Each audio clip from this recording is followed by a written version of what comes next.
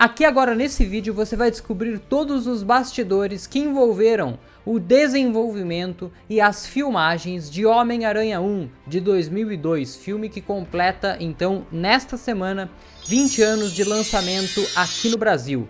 Este é o primeiro vídeo de uma sequência de especiais que a gente vai fazer aqui no canal falando sobre esse grande filme importantíssimo para aquilo que a gente considera hoje como um filme de super-herói de sucesso. Eu sou João Marcos Carneiro e esse é o Cultura Pop e CIA, seja muito bem-vindo.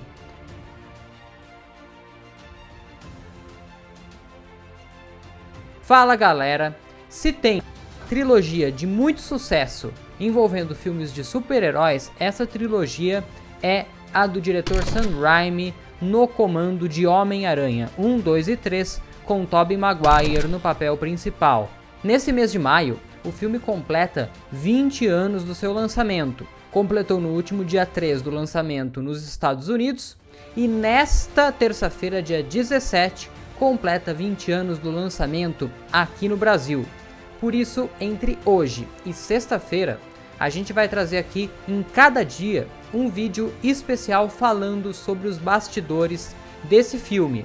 Nesse primeiro vídeo aqui, a gente vai contar a história por detrás da Sony comprando os direitos do Homem-Aranha para fazer esse filme, a escolha do Sam Raimi como diretor, do Tobey Maguire como o Homem-Aranha e muitas outras coisas escondidas. Amanhã, por exemplo, a gente vai falar sobre o sucesso de bilheteria que esse filme tem. E a gente vai conversando sobre outros assuntos mais específicos também nos próximos dias. Então já fica o convite para você não perder nada dessa série especial aqui. E para isso você se inscreve no canal e aciona esse sininho para de fato você receber notificação quando os outros vídeos saírem. Então hoje, terça, quarta, quinta e sexta, vai ter cada dia aqui um vídeo especial falando desse filme. Esse daqui vai ser um vídeo um pouco mais longo, porque tem muita história bacana para contar. E quem nos deu essas informações nessas últimas semanas foi justamente o portal Variety, que trouxe então essas informações que eu estou colocando aqui nesse vídeo. A nossa história que começa na década de 1990, quando nenhum filme ainda de super-herói da Marvel tinha feito sucesso. Os que mais tinham ido bem eram filmes envolvendo a DC. Mas mesmo assim, o fracasso recente de Batman e Robin tinha colocado meio que uma pedra no assunto filme de super-herói. Era muito difícil você encontrar alguma produtora, alguma editora, né, que estivesse afim de produzir um filme de super-herói. E aí por isso que era tão complicado você investir, por exemplo, e comprar os direitos envolvendo o Homem-Aranha ou qualquer outro personagem. Só que mais ou menos nesse mesmo período, houve o lançamento do filme do Blade, que mostrou, de certa forma, que era possível fazer um filme desse tipo. E aí, ao mesmo tempo, a Fox foi lá e comprou os direitos cinematográficos dos X-Men, apoiando-se, né, no sucesso da animação X-Men, a série animada, que tinha ali nos anos 90.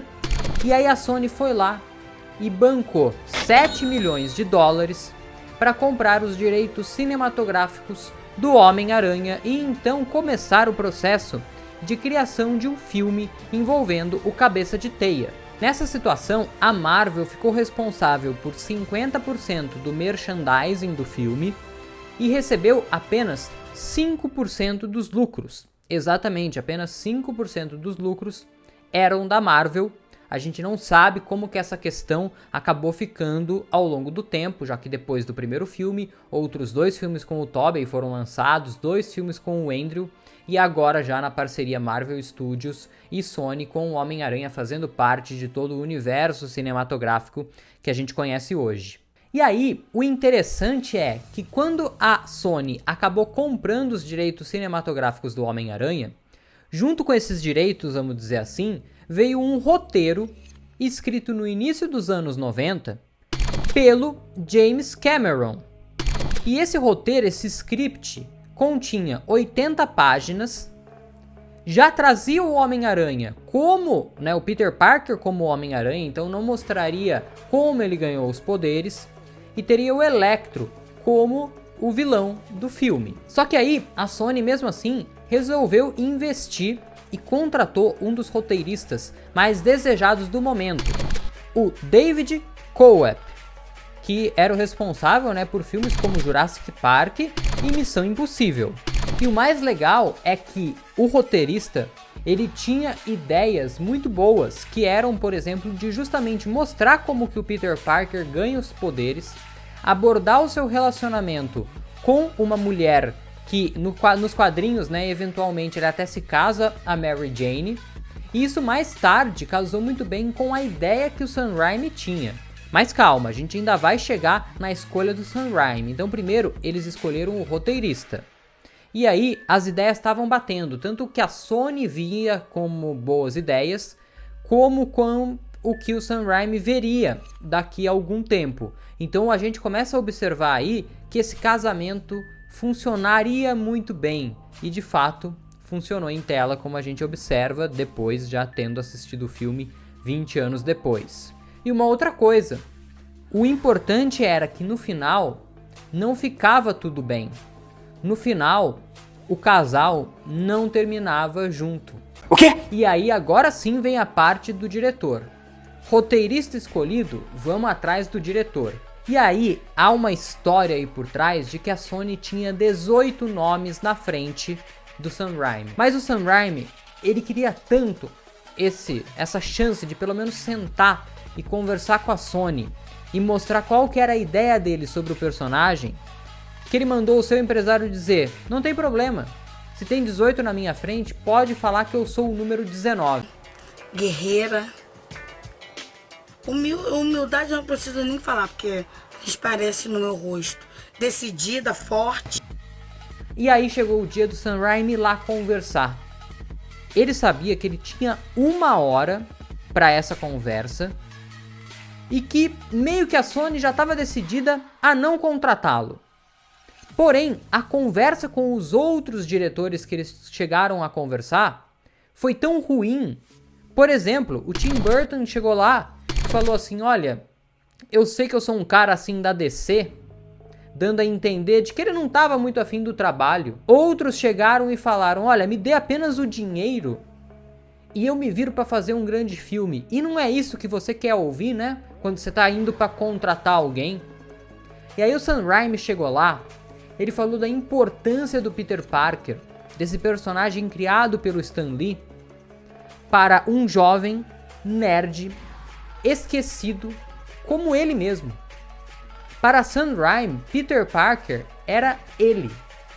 E é esse o fato, justamente, que faz as pessoas se aproximarem tanto do personagem, não é mesmo? Por que o Homem-Aranha é um dos personagens mais queridos dos quadrinhos? Porque a gente se identifica com ele. Coisa semelhante que acontece na DC com o Batman. Então é o cara todo estribuchado, sei lá, zoado, que não é popular, que não é um cara bonito, que usa óculos, que é zoado na escola, e a gente se identifica com isso. E isso bateu na alma do pessoal que estava nessa reunião. A Amy Pascal, por exemplo, que está aí na Sony até hoje, estava nessa reunião. Então isso bateu de uma forma que não tinha outra pessoa para fazer esse filme que não o Sam Raimi. E aí começa. O que ele sentia bateu com o que a Sony sentia, bateu com o que o roteirista sentia e queria para esse filme, e deu muito certo. É lógico que eles não aproveitaram, por exemplo, muitas coisas daquele script do Cameron, mas uma das coisas que eles aproveitaram era a ideia, por exemplo, da teia orgânica, de não utilizar o lançador de teias, mas aqui nessa adaptação o Homem-Aranha tem a teia orgânica, que virou até piada, inclusive em Homem-Aranha 3 Sem Volta para Casa, Spider-Man No Way Home, lançado em 2021. Você faz tipo o seu próprio fluido de teia no seu corpo? Eu prefiro não falar disso, pode ser? Não, eu não queria... Você tá me zoando. Não, ele não tá te zoando não, é só que a gente não faz isso, é normal a gente ficar curioso pra saber como a sua teia funciona. Temos roteirista, temos diretor, agora é a hora de escolher o ator principal. E vários nomes foram mencionados pela imprensa na época. E assim como no caso do Sam Raimi, haviam vários outros nomes na frente. Muito antes do nome do Tobey Maguire surgir na mesa do Sam Raimi e da Sony, nomes como Leonardo DiCaprio, Wes Bentley, Heath Ledger, Ian McGregor, Chris Klein, Scott Speedman, Jude Law e Freddie Prinze Jr. estavam ali cotados, segundo a imprensa na época. O Sam Raimi lembra de ter conversado com alguns deles, a mesma coisa a Amy Pascal. Porém, quando Sam Raimi assistiu em 1999 o filme The Cedar House Rules, que trazia Tobey Maguire como protagonista, um jovem que cresceu órfão no meio da Segunda Guerra Mundial, Sam Raimi falou: é esse o cara que eu quero. Porque a história que Tobey interpretava de seu personagem nesse filme era uma história um tanto parecida com a história do Peter Parker. Um cara órfão, abandonado, claro, muito amado pelos tios, mas era uma história que batia. E sabe quando você bate o olho em alguém e fala, é essa pessoa que eu quero? Então, foi isso que Sam Raimi fez. Ele falou, eu quero o Tobey. Eu quero ser pra você a lua iluminando o sol. Quero acordar todo... A Amy Pascal lembra, inclusive, do Sam Raimi ter dito que só faria o filme se o Tobey Maguire fosse o ator principal. E ele, então, foi contratado para o papel. Após a escolha de Tobey, outros atores foram claramente contratados. Entre eles, o William Dafoe, que se lembra que foi praticamente a última vez que ele fez um teste para interpretar um personagem, o Norman Osborn, o vilão do filme, o nosso eterno Duende Verde. Ele se lembra de ter gostado muito da ideia de fazer um filme de quadrinhos, que era algo novo para ele, e que ter o Sam Raimi como diretor o atraía muito também. E como sabemos, ele passou no teste e foi escolhido para ser o nosso Duende Verde. E aí, é claro, o restante do elenco foi formado ali com a Kirsten Dunst, o Cliff Robertson, a Rosemary Harris, o James Franco e o J.K. Simmons, sem, é claro, esquecer também de outros nomes que fizeram parte do elenco. Muito bem, gravações pra lá e pra cá, começa a hora de fazer os efeitos especiais, não é mesmo?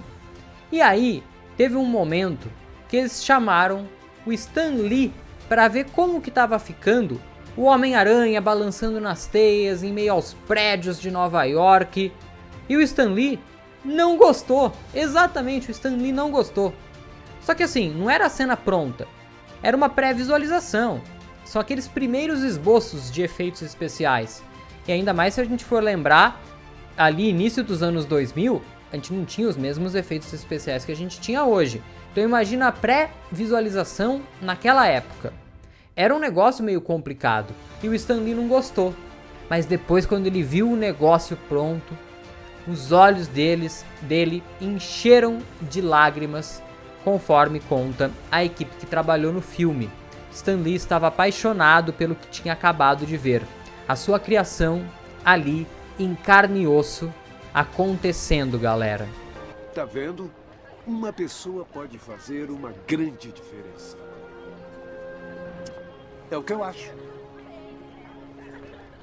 Quando o filme estreou em 3 de maio de 2002 nos Estados Unidos e agora, 17 de maio no Brasil, foi um sucesso de bilheteria.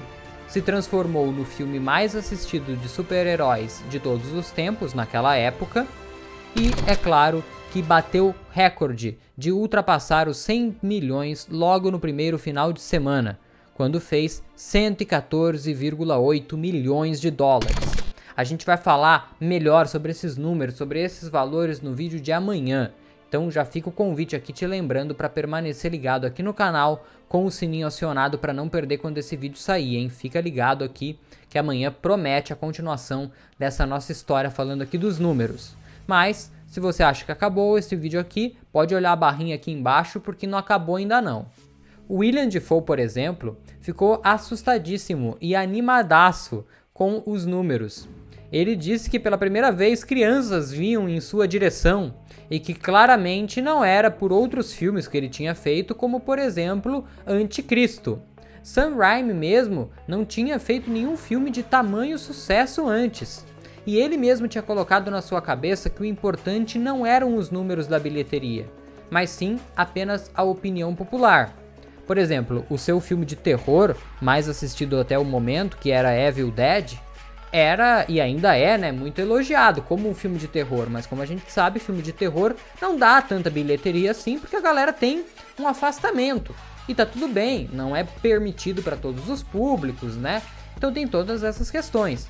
Já um filme de um personagem dos quadrinhos, que atraía qualquer tipo de pessoa para assistir, era muito mais fácil.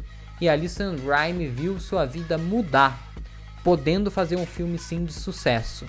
E para finalizar, pega o que o roteirista, o Coep, disse nessa entrevista para Variety. Vamos abrir aspas para ele, porque esse daqui merece a gente colocar na íntegra.